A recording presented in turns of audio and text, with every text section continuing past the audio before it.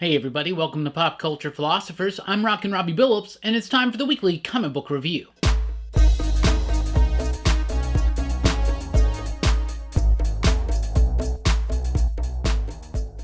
That's right everybody, thanks for checking out the video. I am Rockin Robbie Billups. This is the weekly comic book review. In fact, it's the first weekly comic book review of 2020. So Happy New Year everybody. The very first day of 2020 is a splendid day because it's a day of new beginnings, fresh starts, rebirths, and of course new comics. We got new comics out this week. It's fantastic. This is the show where I read a lot of comic books and I'll let you know what I thought about them. And we always start with the pick of the week. This week's pick of the week, Thor #1. Donny Cates, Nick Klein, Matthew Wilson on Thor. A new creative team, though Matthew Wilson, of course, was the previous colorist. However, a new direction, a new jumping on point for Thor, and it's spectacular. It's great. It's explosive. It's big. It's cosmic.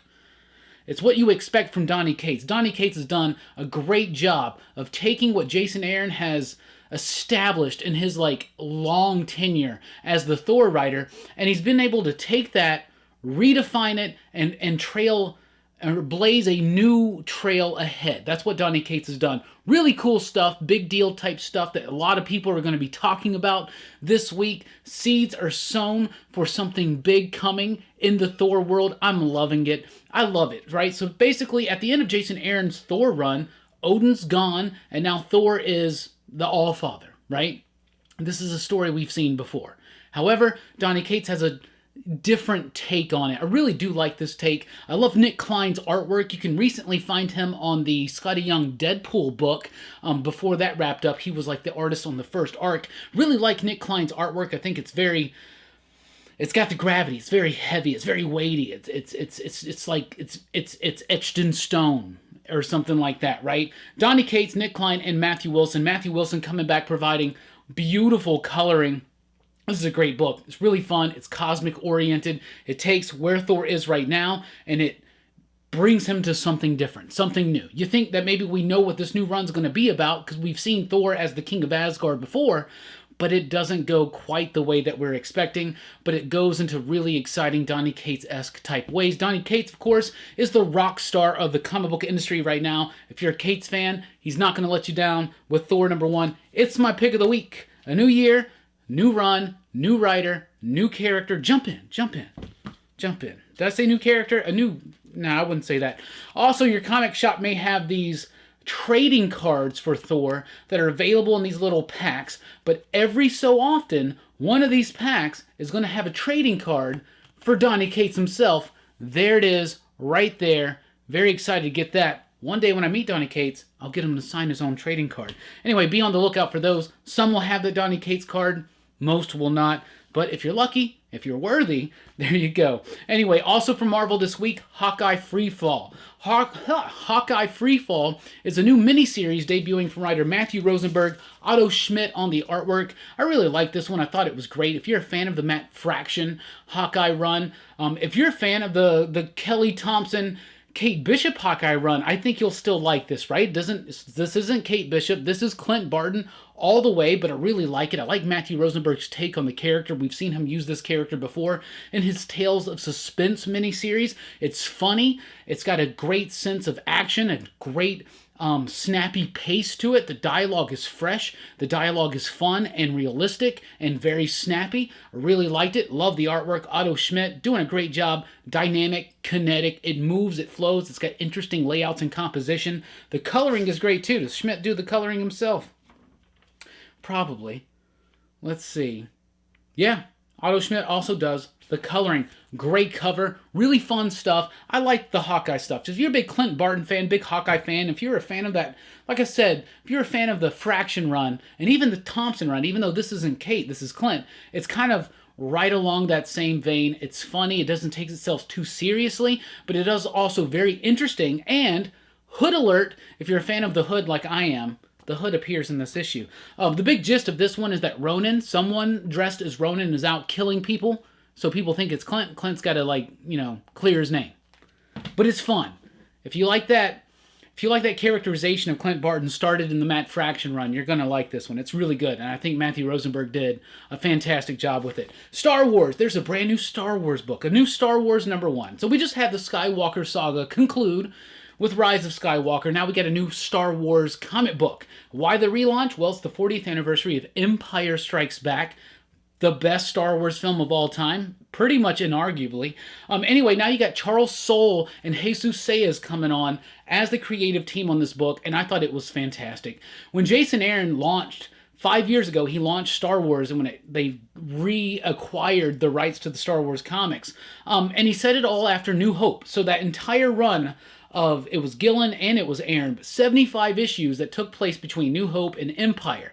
Then Empire happens, and now we have this. So this is a new run that starts right at the moment Empire ends, and I'm not even kidding about this. It deals with Luke's feeling of betrayal, about Obi-Wan lying to him, his sense of just like, what the F is going on in my life right now after finding out that Vader's his father. Han has been kidnapped. Lando is still viewed as a traitor from Leia and Chewie, and it makes sense, right? So I really like this. I like the approach. They already did a story bridging New Hope and Empire, so yeah, let's do Empire into Jedi. Really fun stuff. Charles Soule knows what he's doing. He did a great job on his last Vader series. It was fantastic. It was kind of like Vader Year 1. Star Wars year, whatever you want to call it, but it's right post-Empire. Like I said, it literally starts at the end of Empire, and this is some of the world and story and characterization and journeys of those characters in the Star Wars mythology that I've wanted to see for a long time. I've wanted to see what exactly happened between Empire and Jedi. How did Luke continue his training and become such a badass Jedi? How did he make peace with the idea that Vader's his father and that he was lied to by Obi-Wan? These are things and questions that are going to be answered, I believe, in this run. Anyway, it's a great first issue. I think it's good. Solid artwork, a solid story. The characters' voices ring true. If you're a Star Wars fan, highly encourage you to check it out. If you like the last one, no reason why you won't like this one. Charles Soule knows what he's doing when it comes to Star Wars, and this is proof. Star Wars #1 was great. There's a cool lithograph celebrating that 40th anniversary of Empire Strikes Back. And Marvel has given away a few of these lithographs before. Sometimes they're neat, they're cool, they're ultimately forgettable. That's really freaking cool. I think that's a cool one. Avengers Defenders Tarot #1 is out this week. It's written by Alan Davis with artwork by Paul Renaud and Paul Mounts. This one didn't do much for me. I was kind of disappointed in this one. I really wasn't expecting too much out of it, to be honest with you. I would prefer if this one would have been illustrated by Alan Davis as well, because then at least I could have seen another issue done by Alan Davis artistically.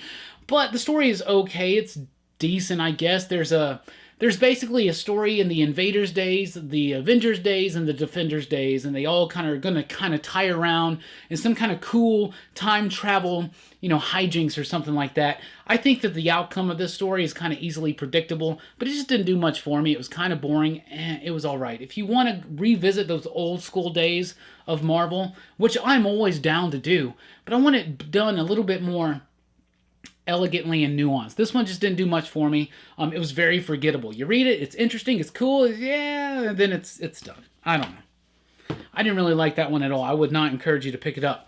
X-Men #4, though, fantastic. Loved it. Jonathan Hickman, Lionel Francis Yu, fantastic book, really good stuff. The whole gist of this issue is it's Xavier, Magneto, and Apocalypse visiting other world leaders for an economic conference, right? Really fun, cool stuff. What Hickman and company have been doing is they're building up this threat that humanity poses to Krakoa. And they're kind of like, X-Force #1, death of Xavier. Obviously, Xavier's come back. The X-Men have learned their lesson. They kind of state their case for that in this issue. I loved it. I thought it was great. A lot of dialogue.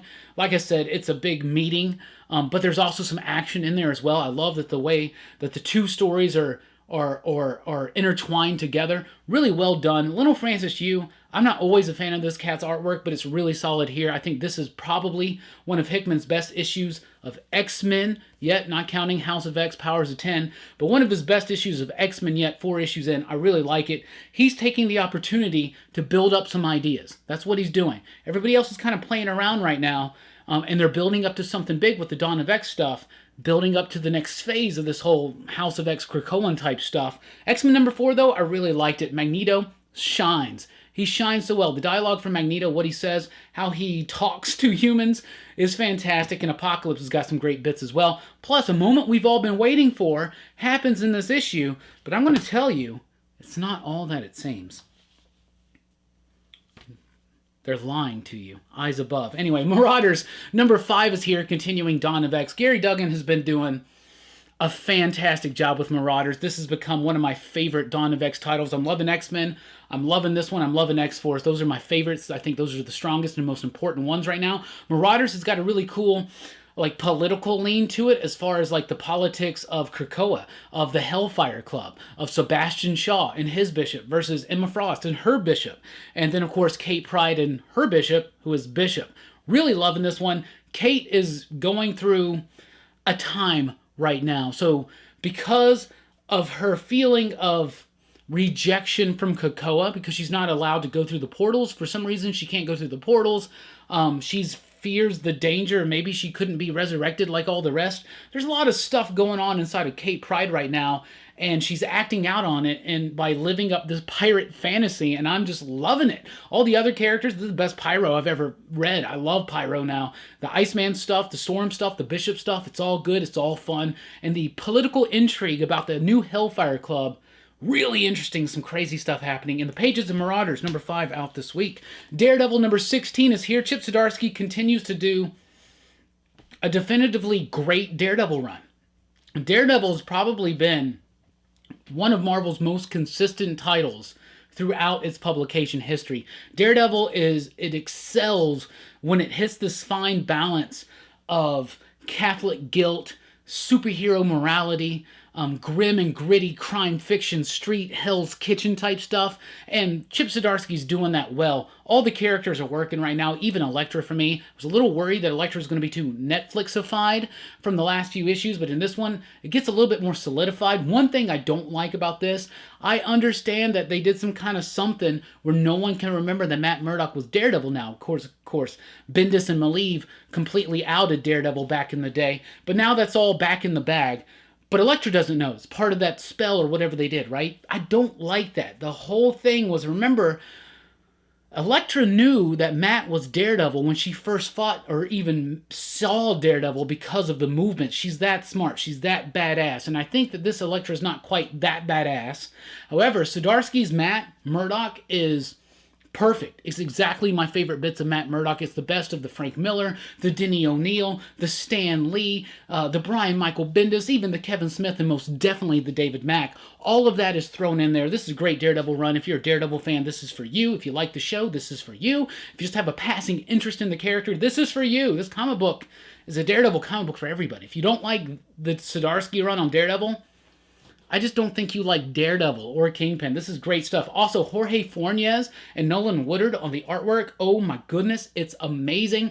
I know that we love Marco Cicchetto, and his artwork on Daredevil is amazing. But if I could get Jorge Fornes as the most ongoing artist on this book, I would be 100% down, because it's right in the vein and spirit of David Mazzucchelli, and it's just fantastic. And the coloring, Woodard's really gone. I think this is some of the best work that Nolan's ever done, to be honest with you. Daredevil number 16 is out this week. Miles Morales, Spider-Man number 14. Saladin Ahmed's really coming into his own as the writer of this character, as the writer of Marvel Comics. His books are starting to really loosen up, be a little bit more adventurous, a little bit more free-flowing. This is no exception. Some interesting stuff still. The mystery about what's going on. How is the Ultimate Green Goblin here in the 616? Who is Ultimatum? What's going on there? But we still just get brief teases of this, but a lot of nice Miles stuff in here, including his reaction to being a big brother. That's right, because he's got a little baby sister now. Her first appearance was in 13. Made that book a little hot. Well, second appearance is right here. There you go. Doctor Doom number 4 is here, and it's losing me so bad. This book lost me, actually, at issue number 1. I do not like it. I think Christopher Cantwell is a good writer. I think he can well write comics. Anyway, the Doctor Doom book's not doing anything for me. In every issue, there's something to me, and Doctor Doom is like my favorite comic book character, probably my favorite fictional character ever.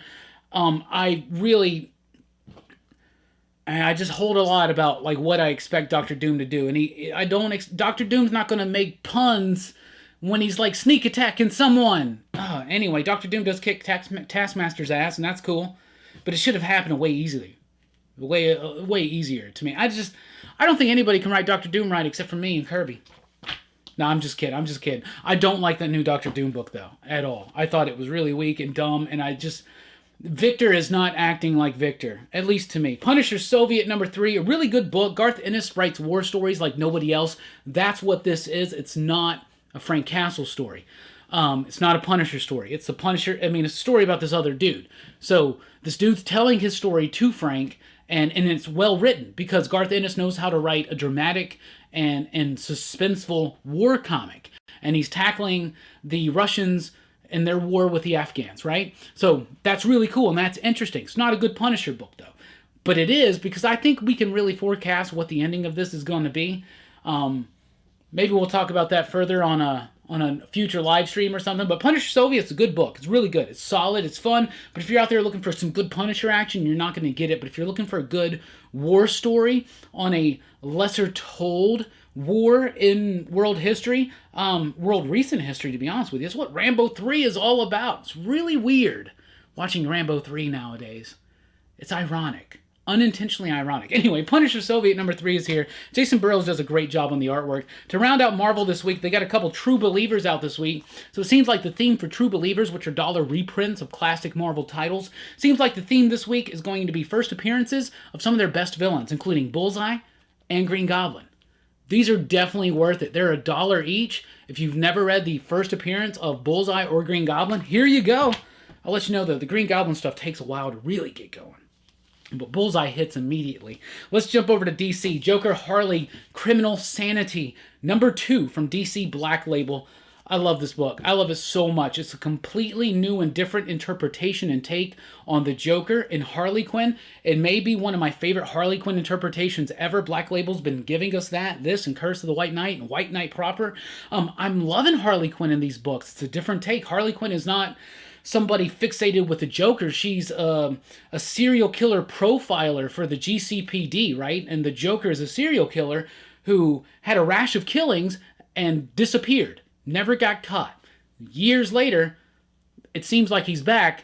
They bring back Harley Quinn, Harleen Quinzel, and they got to figure it out. This is like Seven. This is like a police procedural. It's dark. It's gritty. It's serial killer-esque. It's good. I really like this book. There is a completely new interpretation of Joker that gets revealed in issue #2, but I'm loving it, and it works with this version of Harley Quinn, and I think it's very fascinating, really cool. Cami Garcia, fantastic. Mike Mayhew and Miko Suowan, the artwork is fantastic. And in the first issue, I question why the present day setting is in black and white, right?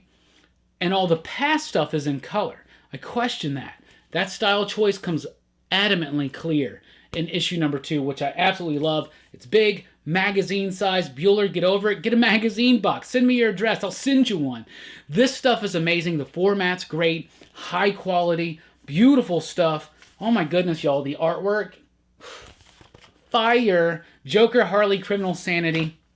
Issue #2 out this week. Detective Comics 1018. Peter Tomasi is back after a fill-in issue to continue his next story on Detective Comics. We are now picking up post-Tom King run, post-Alfred death. So one of the things that I love about this issue is that Peter Tomasi does a great job of subtly integrating in the idea that Alfred's not there anymore. Some really cool stuff. Bruce is having to keep up with his own schedule and things like that, right? And it gets a little trying, it gets a little tough, it gets a little damn sad. Really cool stuff, though. I did like this issue. I thought it was solid. However, it's a Christmas story, and we're now after Christmas. It's a week after Christmas. We're into 2020 now, and it's not a one-shot. It's going to continue on. Like, come on, somebody, come on, get your schedules right. This story should have been out at Christmas time. Stuff like that really bothers me. Anyway, Detective Comics 1018. It's actually really good. Speaking of 1018, Action Comics 1018 is here. So Action Comics was the leader of most consecutive issues published, even though they haven't been numbered all consecutively. Detective Comics now is caught up, and because this is still once every other week, and this is once a month, Detective Comics is about to become the king, yo. Seriously, man. DC trying to make a name for themselves all of a sudden. Anyway, Action Comics 1018. It's okay. It's the origin of Red Cloud. Some interesting developments with Melody Moore, the police or the fire chief or whatever. Some neat things happen, but man, I just do not buy the Superman revealing his identity, his motivations. The reason why, I just don't dig it. I don't like it. I'm not into it. I don't buy it. This is not. John Romita Jr. artwork, it's okay. I don't know. You know, Apex Lex is there. That's kind of cool. Kind of kicking up on Superman or whatever, but I'm so done with Bendis' Superman stuff. And, you know, I've been doing the reread, right? And I've only reread those first few, but I'm just not liking it. Justice League Dark number 18 is here. James Tynion IV is coming to an end of his run on Justice League Dark, but don't worry, Ram V's taking over. I'm very excited for that. So all the different threads, all the story threads, all the different plot lines, all that stuff is starting to come together and really lead to what seems to be a very dynamic and profound and really exceptional ending to this book. Justice League Dark has been really, really fun. Some things have happened, and it's been like, why did they do that already? Well, when you look at the size of this run now we're on 18 issues, and we're hitting like a big climax right now, I think that this is going to read really well in trade paperback. But James Tynion IV has done a great job with here. The artistic team does a great job on this one. Justice League Dark, if you've been liking it, no reason why you won't continue to like it. Everything's hitting towards that end game. And then, of course, we got a new run coming in with Ram V. I'm very excited about the things that are happening in the pages. Of Justice League Dark, Flash number 85. This has been, I always say this, Josh Williamson's been writing one of the most consistent superhero comic books since DC Rebirth started. And I'm not lying. This is a great story, tied into the Year of the Villain type stuff. Captain Cold has taken his gifts, and he's taken over Central City. And he's pissed off the majority of the rogues when he's done it. So now the rogues are teamed up with an overpowered, out-of-control Flash and his Flash family. They're trying to reteach them how to use their powers so they can come up against Captain Cold. The artwork is great, Christian Duce, but Josh Williamson is doing a fantastic job on Flash. It's been very consistent. It's been very fun. It reads better in trade, issue to issue. Sometimes it feels like each story kind of goes maybe an issue or two too long. This feels like maybe an issue that went a little too long, right? Like maybe this issue wasn't necessary. Some of this information could have been revealed in the last issue or the next issue or something like that. However, Flash has been very consistent and very fun, and it's worth a read. If you want to read a long-term run on Flash, Joshua Williamson's. He's been doing it since the beginning of Rebirth, 2016. 3 years, 85 issues, plus the Rebirth special and some annuals. There you go. Also from DC out this week, we got the DC Superman 100-page Giant. It's got a brand new story by Robert Venditti. It's pretty decent. I read it. It was cool. It was neat. It had Parasite in it, and I like that stuff. It also has got some Supergirl work from back in the New Krypton days, which I thought was really cool. Superboy run by Peter Tomasi, and some other stuff. What was it? Oh, yeah, the first issue of Brainiac by Jeff Johns and Gary Frank. So these been really cool. Great for kids. Just great if you want to relive some really fun Superman moments, right? From Image Comics, Olympia number 2 is finally here. Kurt Pyers, Tony Pyers, Alex Diotto, D. Cuniff, and Micah Myers killing it, nailing it. I've actually read the first 4 issues of this book. It's going to be 5 as far as I'm aware. So I haven't read the finale. But issue 2 is great. If you loved issue 1, you're going to like issue 2. It takes the story to the next level, keeps that momentum going, some mystery, some explaining, questions answered, new questions raised, really great stuff, artwork that is grounded in reality, in the present day, our world type scenes, but then the other scenes are very Kirby-esque, very New Gods-esque, very Thor-esque. And Kurt Pyers and Tony Pyers, they know Jack Kirby, they know his legacy, they know where his passion lied. And seriously, you take the Thor stuff, you take the New God stuff, that's some of the most purely Kirby stuff you'll ever get. And it's pure mythology. It's pure deconstructed mythology and reconstructed for us. And that's what Olympia continues that tradition. Kurt Pyers, Tony Pyers, you're doing Jack Kirby proud. I love the Kirby Spiegelman bit. That's really cool stuff. A great ending. This book is fantastic. Like I said, I've read the first 4 issues, and this book does not let up. It continues its pace. This is one of the best books of the week. Olympia, number 2. Don't sleep on it. Check it out. Philadelphia, number 2 is here. Check out that Jim Mahfood cover. That's wild. That's cool. I like it. It's vampires in Philadelphia. It's got a very noirish type feel to it. The artwork by Jason Sean Alexander is great. Rodney Barnes' story is intriguing. It's got some ties to American history, and that's interesting. But the artwork is what sells me on this book. I love the artwork. The story is good. The concept is good. It feels clunky. It feels like it's... You ever played... You ever played... Some of you may have been on Price is Right. But have you ever seen on Price is Right the Plinko game? How you'll see the little Plinko bit or whatever be like... And it'll make these crazy jumps and then like get stopped and then just jump again. That's what the dialogue feels like to me in here. It doesn't flow very well. It doesn't capture my attention that way. But oh my, the artwork is really cool. And I do like the concept of the story. I'm intrigued by it, but it's not delivering in its full execution because to me the writing is just a little bit stilted, a little stagnant. But that's just me. Philadelphia #2, out this week from IDW. I Can Sell You a Body. #1, first part of a 4-part miniseries is about this cat, about this dude who he's got like psychic powers or whatever. He can communicate with dead spirits, and he can actually do a reverse exorcism, right? So he can take a spirit, a disembodied spirit, and put it into another body.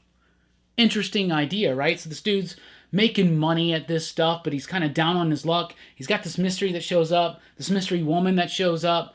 Some interesting stuff goes on in here. It's really cool. It's interesting. It's worth a read. It's worth a look.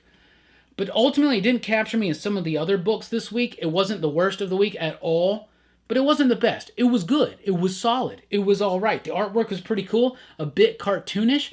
The dialogue gets a little... The dialogue is fine, but it feels like it interrupts the pace of the artwork. I don't know. It feels like the story drags a little bit, mostly because of excessive dialogue at certain times. So I Can Sell You a Body is a really cool concept, and it's a good issue, but it didn't really blow me away or anything like that. But I also was expecting a lot from this book because I've heard a lot of good stuff about it. So it's a cool concept, interesting characters, great, fun artwork. It's cartoony, it's different, it's simple.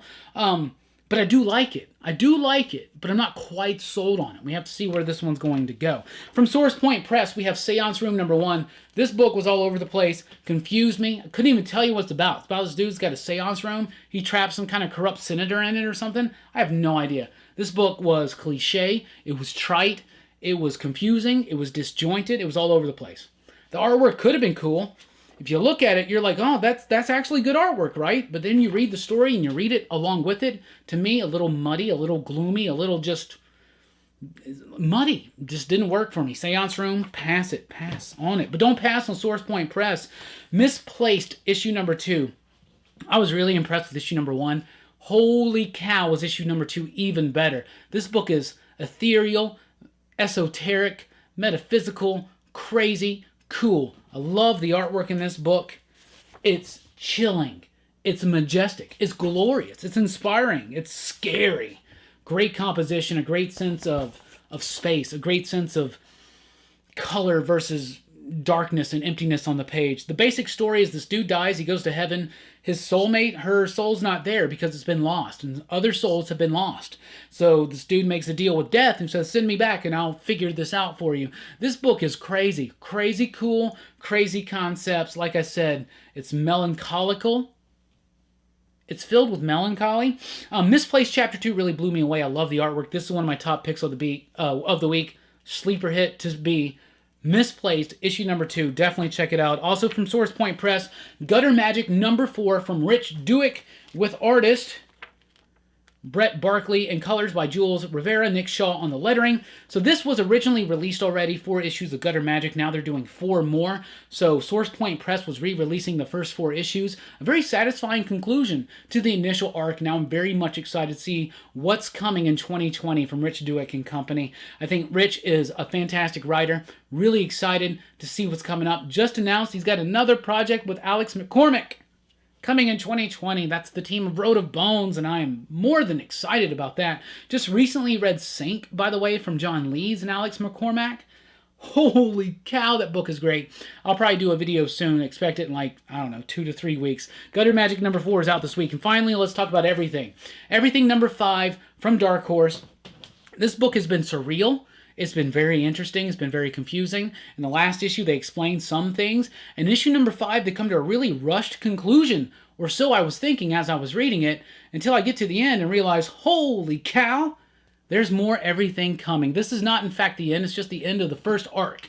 We will have a volume 2, and that makes this issue all the better because it's great setup, a great conclusion to the point that we were building up to, and now I'm very excited to see what's going to come on. If you're fans of books like Sync, like Ice Cream Man, if you like something surreal, weird, out there, worth rereading multiple times, worth dwelling on and studying, read everything. Do not sleep on this book. Christopher Cantwell is the writer of this book, and he can write well. Anyway, I don't like his Doctor Doom, but I'm loving this book. Of course, you also have I.N.J. Colbard as the artist, Steve Wands on the lettering. Steve Wands, of course, is the letterer extraordinaire from the Lemire books. Everything number 5 is everything I wanted it to be because it leads to something more. So happy that book's not ending. Anyway, that's what I read this week. What are you reading? What are you excited about? Let me know in the comments down below. Thank you so much. We saw so much growth in 2019. We're aiming our resolution, 10,000 subscribers in 2020. That can only happen because of you. So thank you so much for watching, liking, sharing, subscribing, all that stuff. We really do appreciate it. We'll be here all 2020 long talking about comic books, movies, TV, pop culture, and a whole lot more. I've been Rockin Robbie Billups. Thanks for rocking with us. Keep on reading. Have a great 2020.